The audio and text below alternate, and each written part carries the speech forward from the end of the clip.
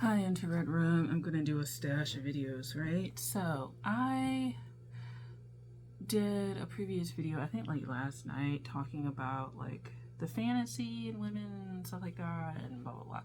So the North Node will be heading to Aries, which is a very more masculine yang sign, and I kind of just see some of these issues going to come up. The South Node would then be in Libra, or Venus. So Mars will be North Node, Venus will be South Node. So that being said, I think I just want to do a brief video on like the fantasy and the fairy tale, and particularly because the space that I mostly occupy on YouTube as a creator is the tarot space. And so a lot of the tarot is centered around love and relationships. Now, I got started watching tarot because of love and relationships. I was a horoscope reader when I was a teenager, and I got heavy into tarot in 2016 after I graduated college because I started my spiritual journey then, dealing with this guy that I really liked, and it was kind of like weird because it was just like all these emotions and all this kind of limerence happening. And I got pulled into like this concept of twin flame, which is like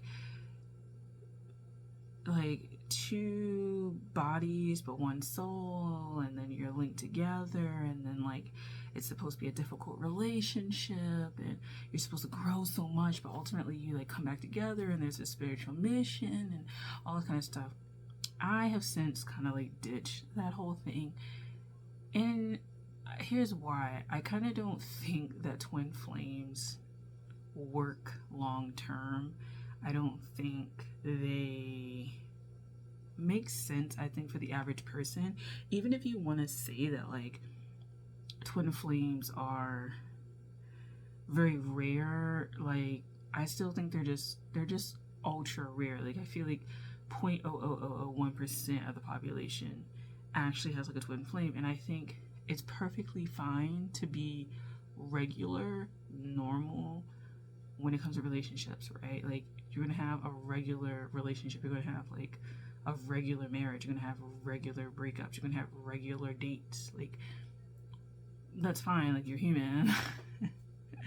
It's fine. And I think now I'm watching less of that, and I kind of just look back on my whole experience with that and just like, man, I was like pulled into some toxic shit.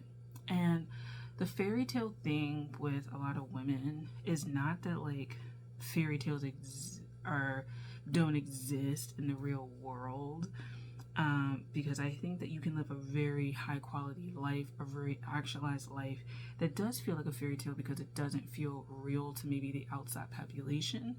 It doesn't feel real to people who aren't able to access that, right? A lot of fairy tales deal with access to certain worlds and access to certain knowledge and access to certain people and events, and you have to stretch the boundaries of what you know in order to experience it. And so that's kind of real life. So you do have to stretch the bounds of what you know and who you know and what you are willing to believe in order to experience certain things.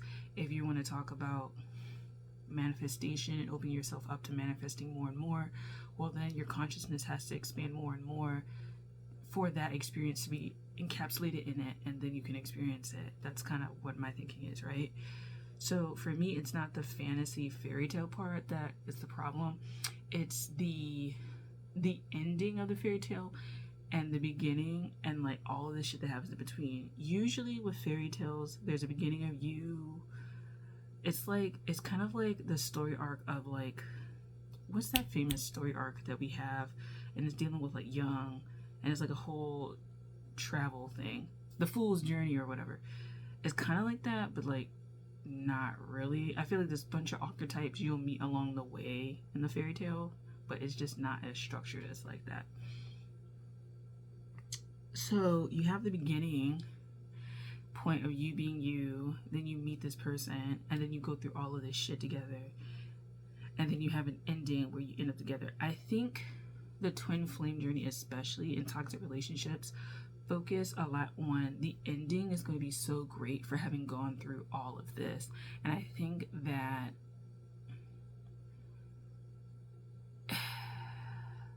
that is a problem. That's a huge problem, because you're seeing that, like, despite all of this bad shit that happens, all this weird shit that happens, like, you can still, like, come together and it's still gonna be, like, perfect. Or you're gonna come together, and despite all of that stuff, it can still work. It'll still come together. And I kind of think it doesn't put any agency on the people to, like, be discerning or change their mind or anything like that. I think the twin flame journey especially focuses on all of this stuff has happened, but we're still going to be together. And I think that's the part that keeps people hooked. We're still going to be together. It's still going to end up okay, right? Like, we're still going to end up together. I think that's the fantasy part that truly does not exist for a lot of people. And should it exist for people? Do you want that to exist? You know,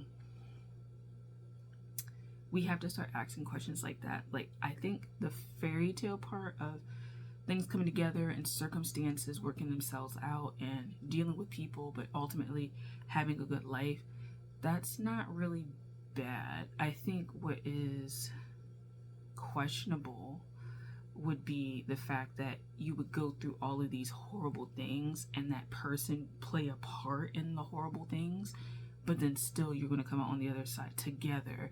And I think people need to question whether or not they should be together and whether or not they want to be together. What I have realized in my twin flame journey is that I didn't even want to be with the person. The person wasn't interesting. They were attractive, but they didn't have much to say. And it was just my own abandonment wounds and not being discerning that kept me coming back for more. And this person was constantly rejecting me, constantly saying shit. You know, we would get in arguments and they would always bring up, like, this is why you're single and blah, blah, blah.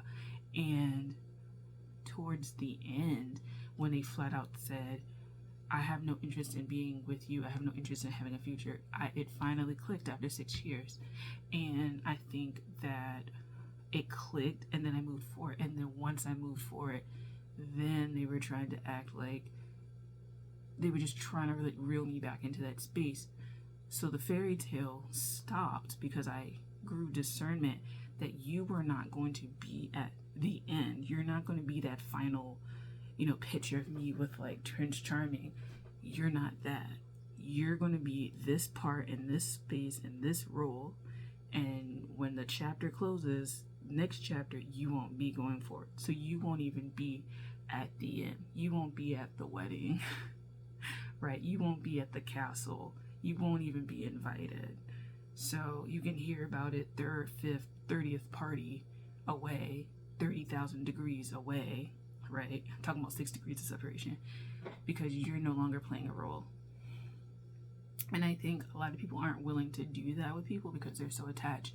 But a lot of their attachments are because of, like, just a lot of abandonment issues and not getting attention and thinking that, I don't even think it's thinking that people will save you. I think it's thinking that things work out despite a bunch of things happening and going wrong, and not believing that you can choose otherwise. Because another thing about fairy tales is that you're not introduced to, like, a bunch of people in fairy tales. Like, if a fairy tale focuses on one person, there may be like 6 other characters involved, and that's it. Like, have those princesses or whatever, or like, whatever, love interest, like, been introduced to other people, it may very well be that, like, they never would have ended up together. You know what I'm saying? Like, that's another thing with fairy tales. Like, you focus on, like, one singular person instead of understanding that you live in a world with, like, 1 million other people, 1 billion other people, 8 billion other people. And so, yeah, even, like, the second person that ended up bringing up a lot of the childhood abandonment wounds, like, because he had a lot of Plutonian energy, and I could feel that.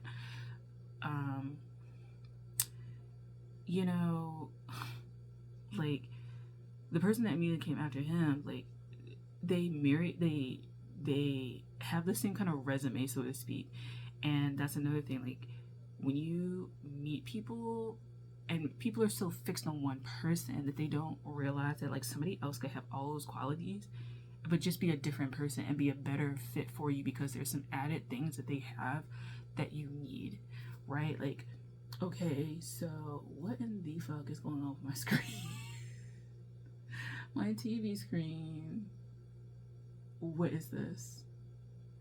Craziness. It's like the screen went to like a laptop saver type thing, and it's showing like a skyline with like a bunch of robots. It's like a volcano. There's like a let me see if I can show you. Let me see what it looks like. It looks so bad. Look at that. It's so purple. It's more purple than that.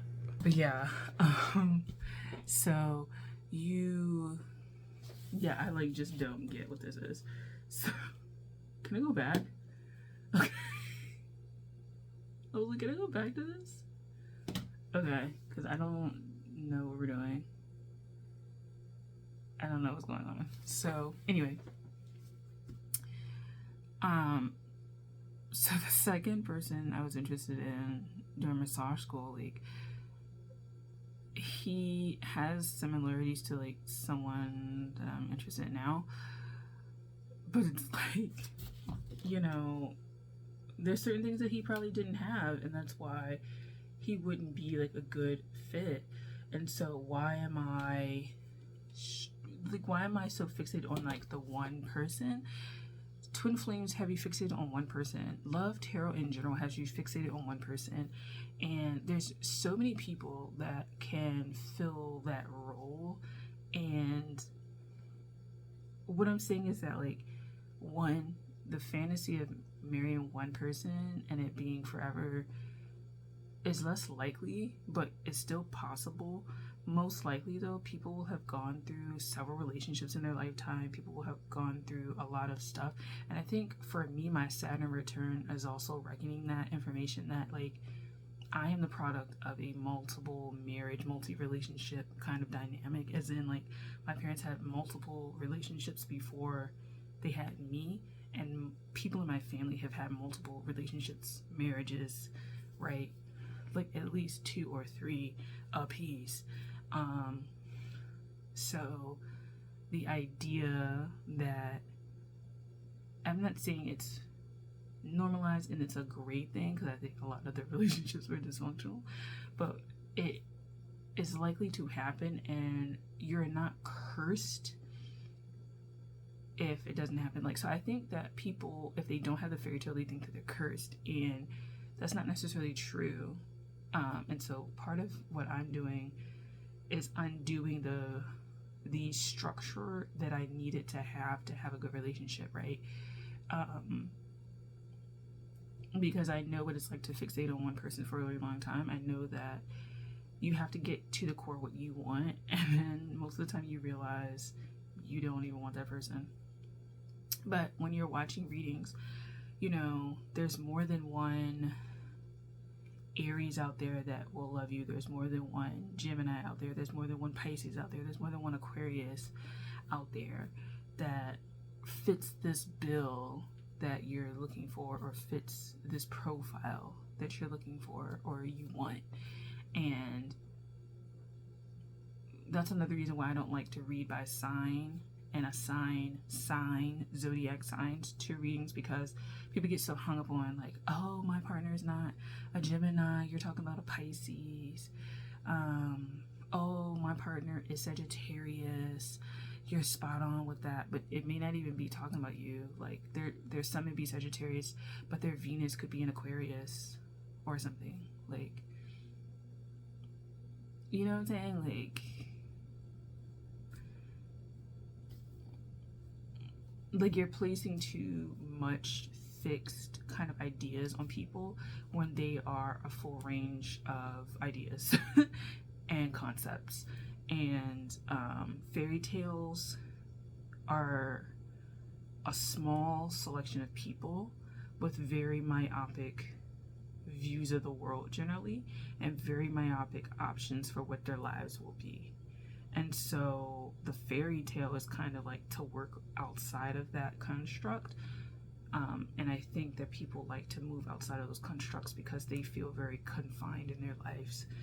But you need to be very discerning when you start to expand your consciousness, so that what comes into your reality is stuff that you want. And you just need to be understanding and aware that your experiences can be, you can still achieve things like larger concepts such as like happiness, but it could take several different forms, and you don't have to be fixed on one route to that, and especially one person to that.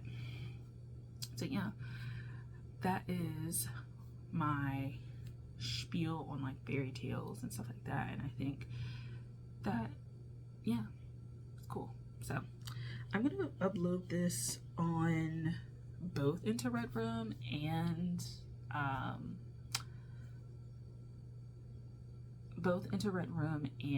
on my tarot channel. So Into Red Room, The Abstractionist, whichever one you're checking it out on, leave your comment below. All right, thank you for watching. Bye.